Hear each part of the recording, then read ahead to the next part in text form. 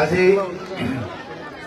এই বিকাল ৰাজহুৱা সভাৰ সভানেত্ৰী জিলা কংগ্ৰেছৰ সভানেত্ৰী আসমা বেগম ডাঙৰীয়ানী,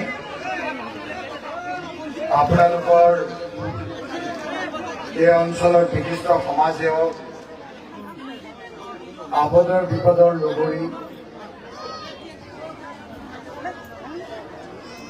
অসম প্ৰদেশ কংগ্ৰেছ কমিটিৰ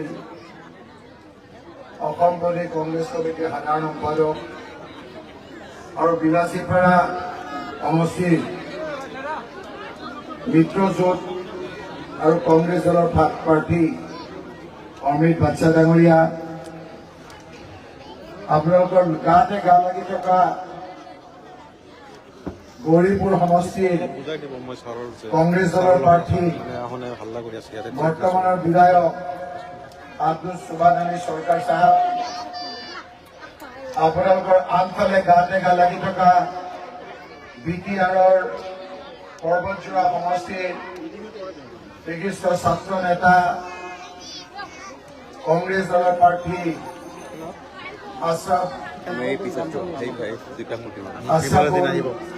ইছলাম সিং ডাঙৰীয়া, যুৱ কংগ্ৰেছৰ সভাপতি মাতৃ আলকাছ, মহিলা কংগ্ৰেছৰ সভানেত্ৰী নুৰজাহান, NSUI জিলা সভাপতি, দুইটা ব্লক চাপৰ আৰু বিলাসীপাৰা ব্লক কংগ্ৰেছৰ সভাপতি, আদানী ব্লক কংগ্ৰেছৰ সভাপতি, মনোহাৰ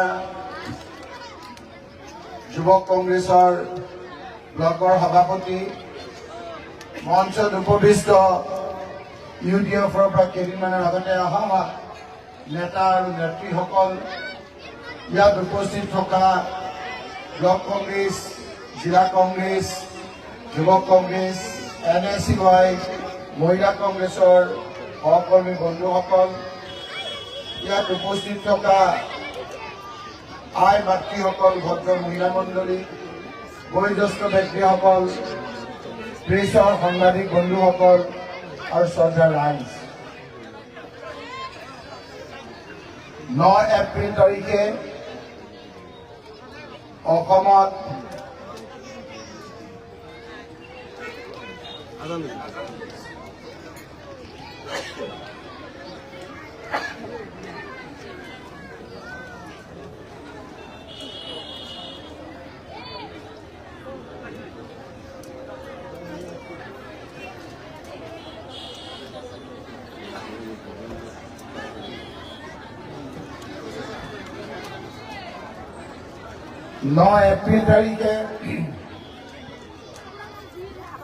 অসমত কাৰ চৰকাৰ হ'ব,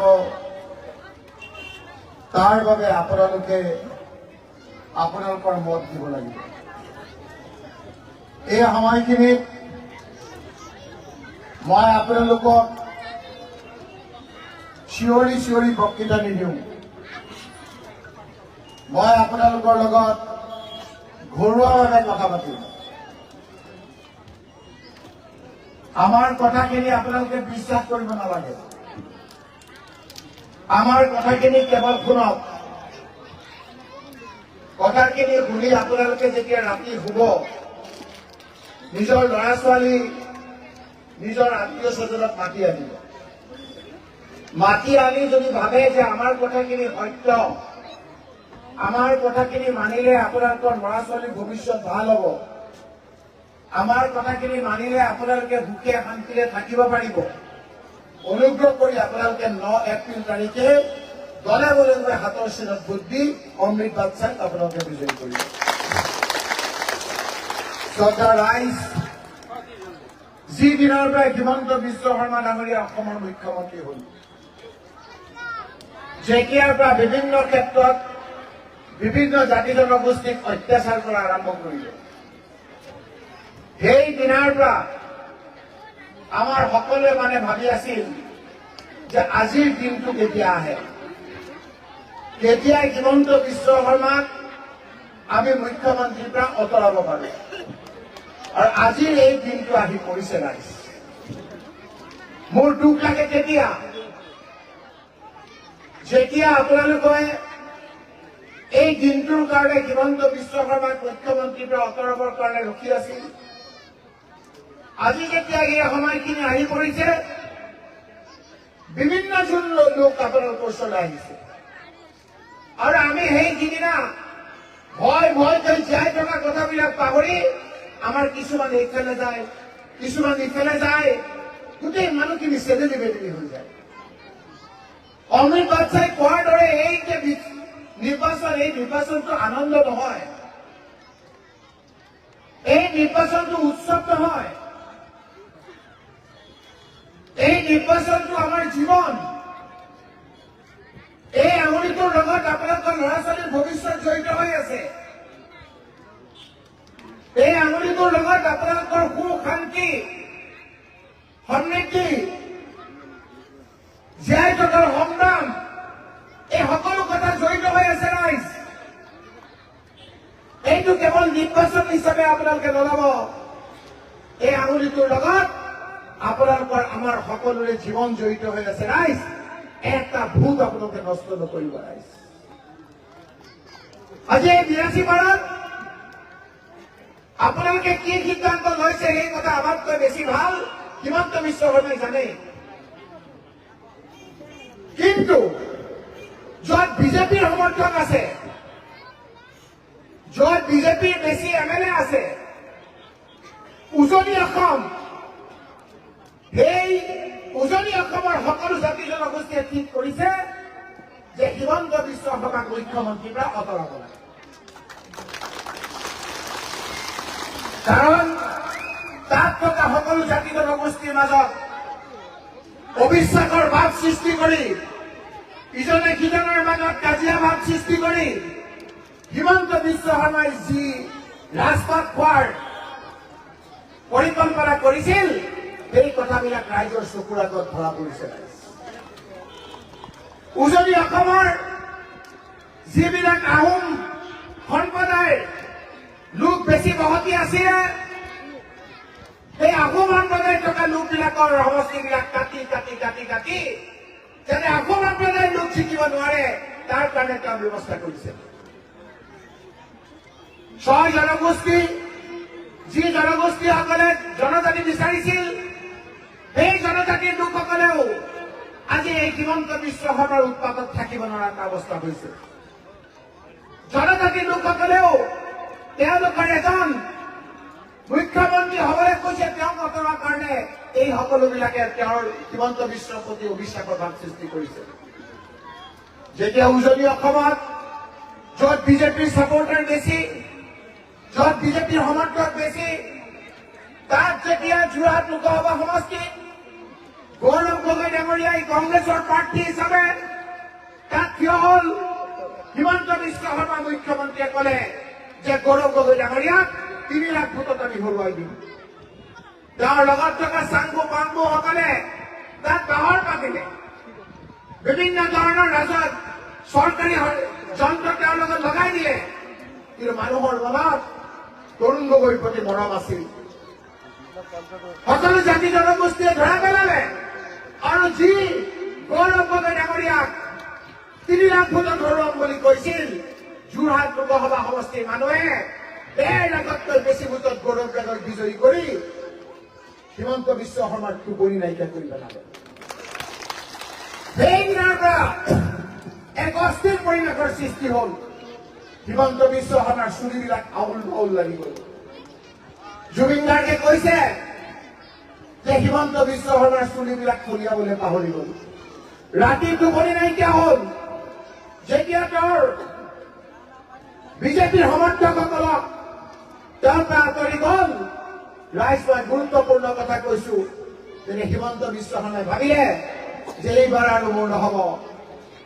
যেতিয়া কাৰ্বি আংলঙত উচ্ছেদ কৰি 40,000 বিঘা মাটি,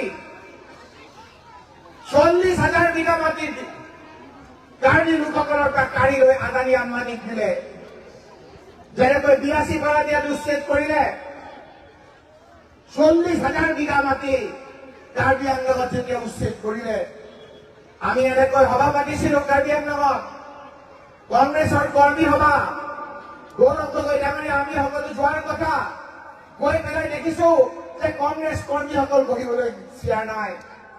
কাৰ্বি আংলঙৰ মহিলাসকলে আহি পেলাই কৈছে যে আপোনালোক কংগ্ৰেছ ইমান দিন ক'ত আছিলে, আমি আপোনালোকলৈ বাট চাই আছিলো, আজি মিটিং পাতিছে, আপোনালোকৰ মিটিঙলৈ আহিম আৰু এইবাৰ বিজেপিক আমি ইয়াৰ পৰা উচ্ছেদ কৰিম। সকলো ঠাইত যেতিয়া বিজেপিৰ বিৰুদ্ধে অনাস্থা আহিল, যেতিয়া বঙালী হিন্দু মানুহে কেনেকৈ ক'লে যে আমি কিমান ভোট দিছিলো আপোনালোকক, বিজেপিক কিমান ভোট দিছিলো, কিন্তু আপোনালোকে আমাক এজন মন্ত্ৰী নিদিলে ব্ৰহ্মপুত্ৰ ভেলীত। তো আমাৰ হিমন্ত বিশ্ব শৰ্মাৰ মন্ত্ৰী সভাত এজনো বঙালী হিন্দু মন্ত্ৰী নাই। ব্ৰহ্মপুত্ৰ ভেলীত বঙালী হিন্দু মানুহখিনিও কৈছে যে এইবাৰ আমি হিমন্ত বিশ্ব শৰ্মাৰ বিৰুদ্ধে আমি অনাস্থা দিম। যেতিয়া চৌদিশে পুৰণা বিজেপি সমৰ্থকসকল আজি হিমন্ত বিশ্ব শৰ্মাৰ পৰা আঁতৰি গৈছে, এই বিজেপি কিমান টকা খৰচ কৰিলে, কিমান আপোনাৰ টকা বিলালে, কিন্তু হিমন্ত বিশ্ব শৰ্মাক বিটিএডি ৰাইজে প্ৰত্যাখ্যান কৰিলে। বিটিআৰ ইলেকশ্যনত বিজেপিয়ে কুইণ্টেল মুখ থেকেচা খালে। সৰ্বানন্দ সোণোৱাল মুখ্যমন্ত্ৰী থাকোঁতে বিটিআৰত যিমান চিট পাইছিল তাতকে বহুতকে কম চিট আজি হিমন্ত বিশ্ব শৰ্মাৰ দিনত পালে। এই গোটেই কথাখিনি জনাৰ পাছত হিমন্ত বিশ্ব শৰ্মাই দেখিলে যে এতিয়া আৰু মোৰ কোনোপতে মুখ্যমন্ত্ৰী হৈ থাকিব নোৱাৰিম। যেনেকে আপোনালোকৰ এক্সিডেণ্ট হলে, বিপদত পৰিলে হস্পিটেলত নিবৰ কাৰণে আমি কি মাৰো 108 মাৰাৰ লগে লগে গৌৰৱ গগৈ ডাঙৰীয়াৰ ভাষাৰে যেনেকৈ ক কৰি পেলাই আপোনাৰ এম্বুলেন্স আহি আমাক লৈ যায়, হস্পিটেলত গৈ আমাক বিপদৰ পৰা মুক্ত কৰে।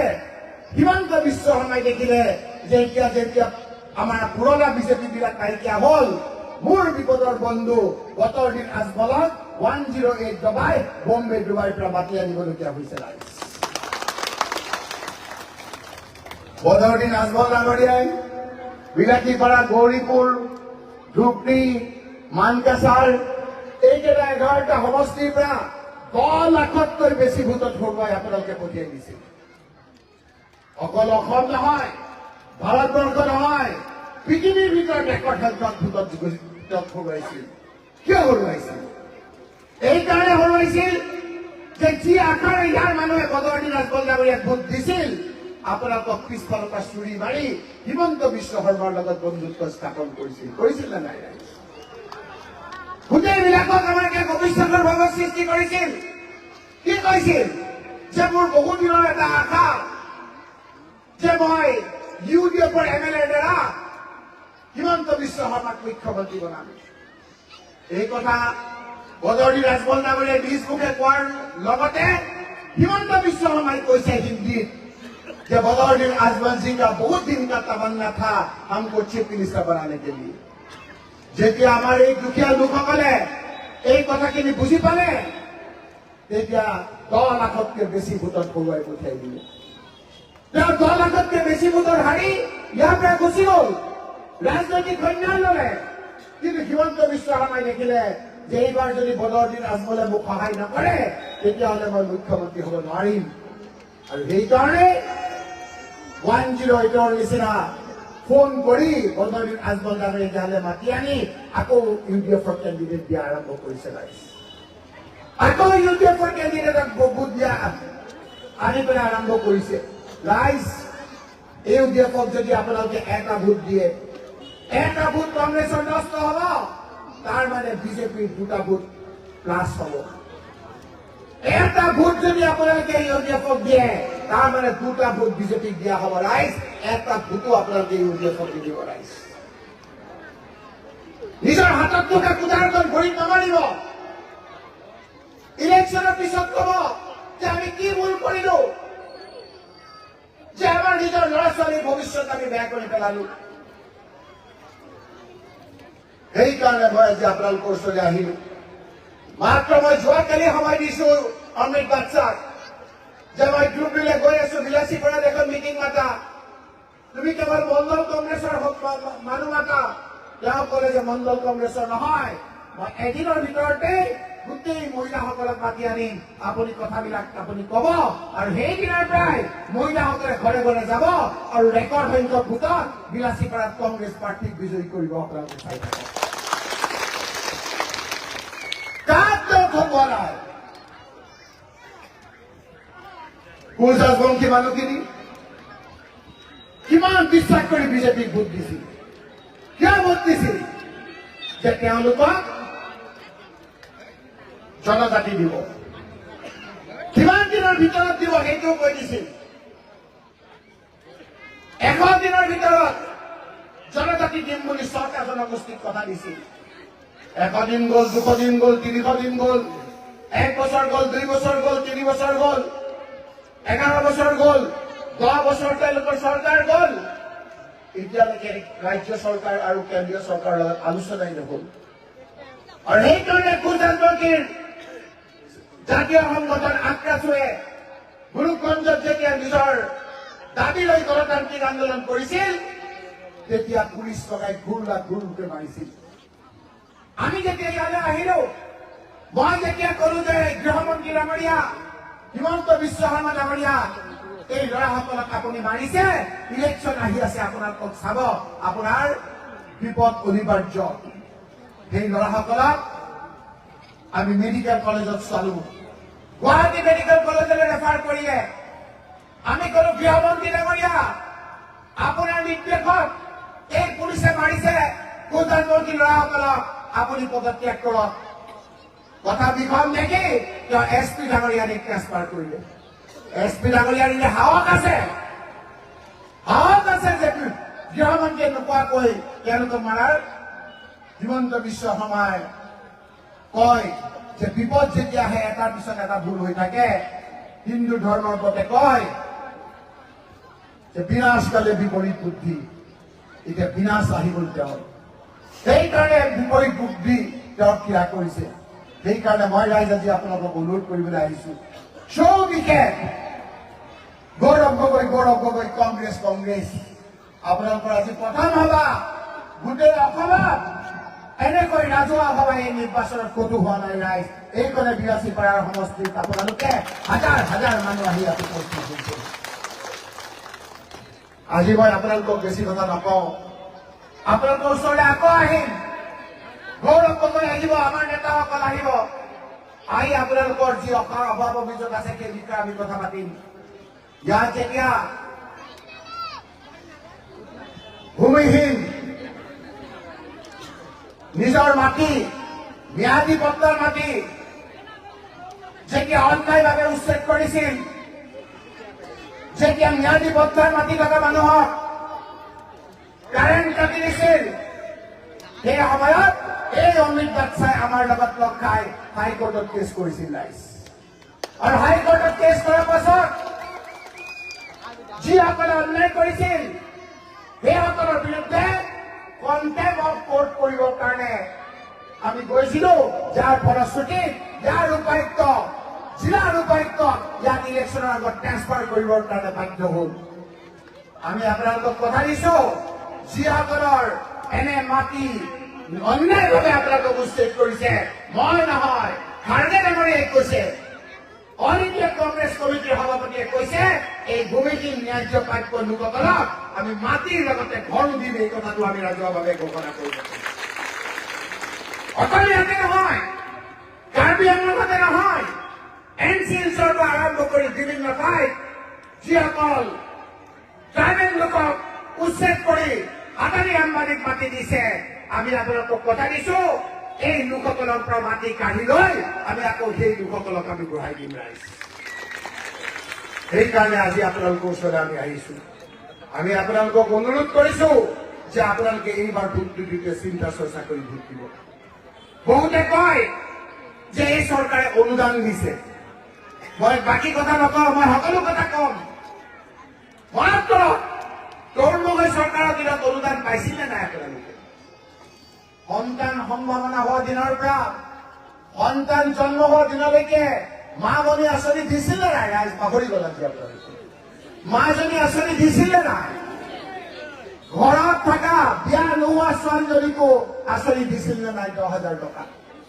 8-9-10 ছোৱালীক চাইকেল দিছিলে নে নাই ফাৰ্ষ্ট ডিভিজন পাছ কৰিলে আমাৰ ল'ৰা ছোৱালীবিলাকক কম্পিউটাৰ দিছিলে নে নাই লেপটপ দিছিলে নে নাই 25,000কৈ এটা ৰাজমিস্ত্ৰীক পইচা দিছিল কল্পতৰু দিছিল বিভিন্ন ধৰণৰ আঁচনি দিছিল। এই যে 3 টকীয়া চাউল কাৰ দিনত হৈছিল ৰাইজ? 3 টকীয়া চাউল বৰ আছিল। যেতিয়া 3 টকা চাউল আমি দিছিলো, বজাৰৰ পৰা 25 টকাত কিনি আমি 3 টকাত দিছিলো। 22 টকাৰ ৰেহাই পাইছিল আপোনালোকে। কিন্তু 22 টকা আমি দি পেলাই আপোনালোকক ভোট খোজা নাছিলো, কাৰণ চৰকাৰৰ দায়িত্ব ৰাইজৰ কাম কৰা। সেই 3 টকাটো ফ্ৰী দিছে হিমন্ত বিশ্ব শৰ্মা ডাঙৰীয়াই। মাত্ৰ 3 টকা কমাইছে আৰু কৈছে আমাক ভোট দিয়ক। চৰকাৰখনৰ এইটো কাম ভোট লাগিছে, কি কথা আমি পিছত পাতিম। এতিয়া অৰুণোদয় দিছে আপোনালোকক, বহুতক দিয়া নাই, বহুতক দিছে। আমি আপোনালোকক কথা দিছো, গৌৰৱ গগৈ ডাঙৰীয়াই অৰ্থনীতিবিদসকলৰ লগত কথা পাতিছে। যিসকলে অৰুণোদয় পাই আছে সেইসকলক তাতকৈ 4 গুণ বেছি আমি অৰ্থ দিম, এই কথাৰ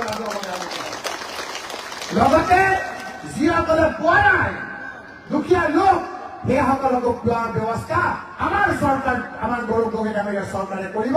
এই কথা ৰাহুল গান্ধী ডাঙৰীয়াই ঘোষণা কৰিছে আপোনালোকক। কিন্তু আমি কেনেকৈ দিম,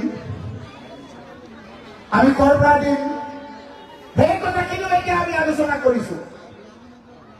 1250 টকা দিছে আপোনালোকক, কিন্তু আপোনাৰ ল'ৰাটোৱে যেতিয়া বেমাৰীৰ কাৰণে দৰৱ আনিবলৈ স্কুটাৰ মটৰচাইকেলখন লৈ পেলাই বজাৰলৈ যায়, যদি হেলমেটটো পিন্ধিবলৈ পাহৰি যায়, তাৰ কাৰণে কিমানকৈ ফাইন কৰে? 1000 টকা ফাইন কৰে। মনত ৰাখিব ৰাইজ। সেইকাৰণে মই কৈছো যে মোক বিশ্বাস কৰিব নালাগে, ঘৰত গৈ চিন্তা কৰিব। আপোনাৰ ল'ৰাটোৱে দৰৱ আনিবলৈ যাওঁতে হেলমেটটো পিন্ধিব পাহৰিলে 1000 টকা কৰি আপোনালোকৰ পৰা ফাইন কৰে। কৰে নে নকৰে ৰাইজ? বেমাৰী এজন আপোনালোকে গুৱাহাটীলৈ লৈ গৈছে, কেইবাৰ টুল টেক্স দিব লাগে ৰাস্তাত। দালিৰ দাম কিমান হৈছে ৰাইজ? দালিৰ দাম 120 টকা দালিৰ দাম। কংগ্ৰেছৰ দিনত কিমান আছিল? 60 টকা। কি কৈছিল? যে বিজেপি ভোট দিয়ক, আমি বস্তুৰ দাম কমাই দিম, কৈছিলে না? 60 টকাৰ দাইল কৰিলে 120 টকা।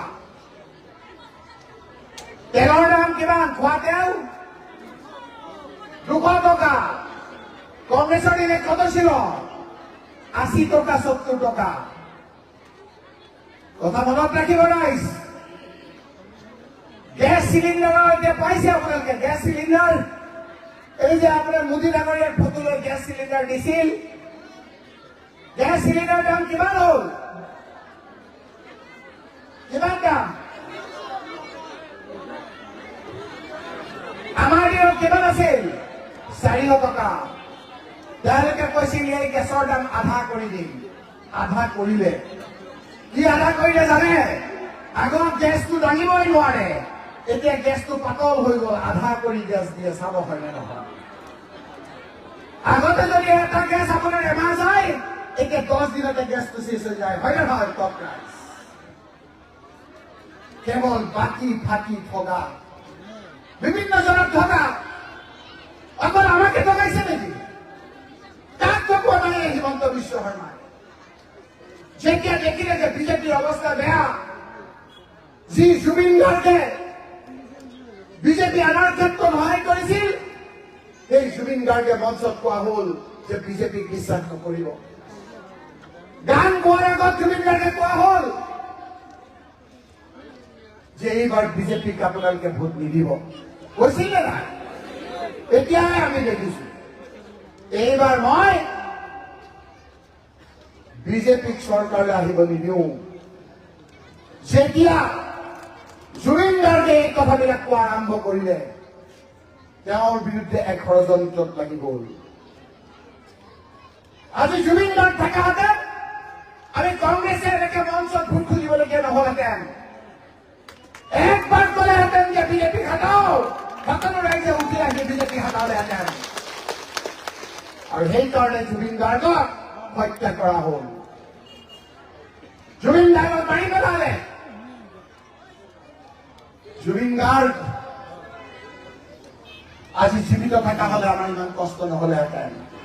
কিন্তু হিমন্ত বিশ্ব শৰ্মা ডাঙৰীয়া জীৱিত জুবিন গাৰ্গ যিমান শক্তিশালী, অবৰ্তমানত জুবিন গাৰ্গ তাতকৈ বেছি শক্তিশালী। বাকচ খুলিলে গম পাব আপোনালোকে।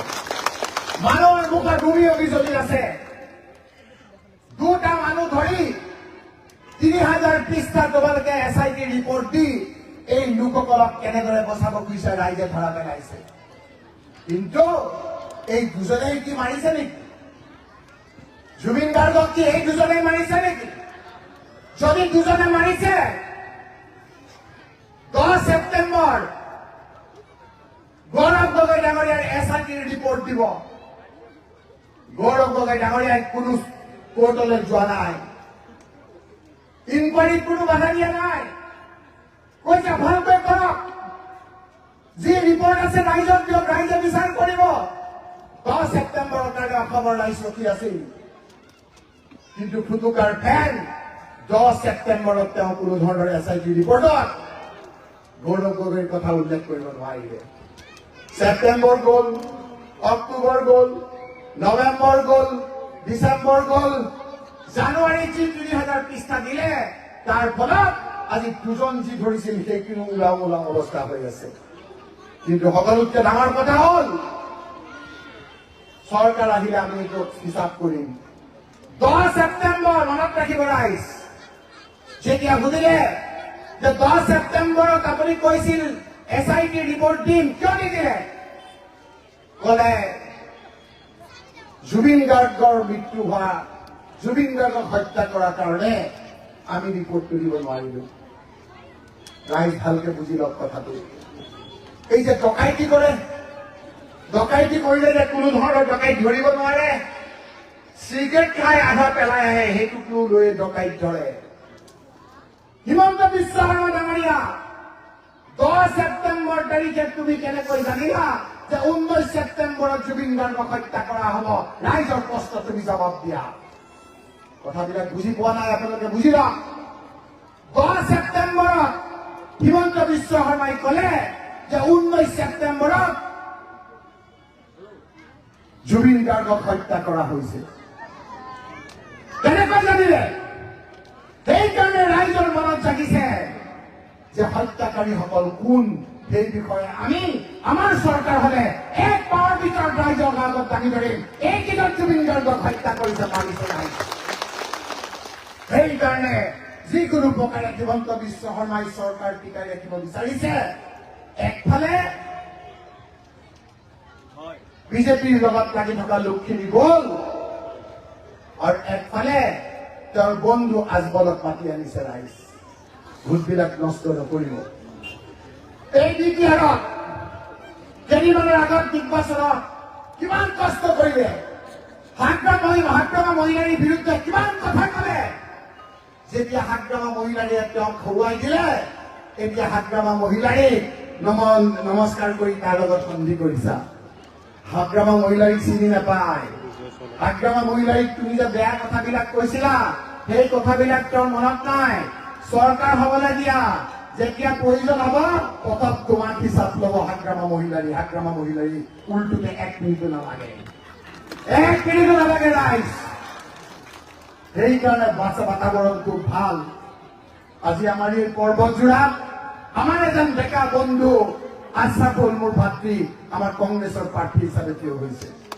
মই আজি আপোনালোকক ভৱিষ্যতবাণী কৰিছো, আজি আমাৰ আশৰাফুল ৰেকৰ্ড সংখ্যক ভোটত কংগ্ৰেছ প্ৰাৰ্থী হিচাপে বিটিআৰৰ পৰা জিকি আহিব। আপোনালোকে চাই থাকক, কাৰণ ৰাইজে এইবাৰ কংগ্ৰেছক বিচাৰিছে। ৰাইজে এইবাৰ ভাবিছে আমি শান্তিৰে থাকো, আমাৰ ল'ৰা ছোৱালীকেইটালৈ শান্তিৰে থাকো, সকলো জাতি জনগোষ্ঠীৰ লগত মিলনেৰে থাকো, আৰু আমি নিজৰ নিজৰ সংসাৰখন ভালকৈ ৰাখি ৰাজ্যখন প্ৰগতিশালী সমৃদ্ধিশালী পথত আগবঢ়াই লৈ যাওঁ। সেইকাৰণে ৰাইজ, মই আজি আপোনালোকৰ ওচৰলৈ আহিলো। মই আপোনালোকৰ লগত কথা পাতিবলৈ আহিছো। আমাৰ কথাখিনি আপোনালোকে কেৱল শুনক। আজি এই সময়তে প্ৰায় 4000 মহিলা গোট খাইছে, মতা মানুহখিনিক বাদ দি। এটা এটা ঘৰত যদি আমি 5জনকে মানুহ ধৰো, এগৰাকী মহিলাই 5জনকে আহিলে 5000 মানুহৰ লগত যদি আপুনি পূৰণ পাছ কৰে, 25000 ভিতৰতকৈ বেছি মানুহ হৈছে ইয়াত। এই লোকসকলে যেতিয়া বিলাসীপাৰাত এটা ঘৰৰ পৰা আনটো ঘৰলৈ কথাবিলাক লৈ যাব, যেতিয়া মৰমৰ কথা পাতিব, ভাতৃত্ববোধৰ কথা পাতিব, যেতিয়া আপোনালোকে হিমন্ত বিশ্ব শৰ্মাৰ অত্যাচাৰৰ কথা কব, চাব জাতি, বৰ্ণ, ধৰ্ম, ভাষা নিৰ্বিশেষে সকলোৱে কংগ্ৰেছ প্ৰাৰ্থীক বিজয়ী কৰিব আৰু আমাৰ অমৃত বাচ্চাক বহু ভোটত বিজয়ী হ'ব।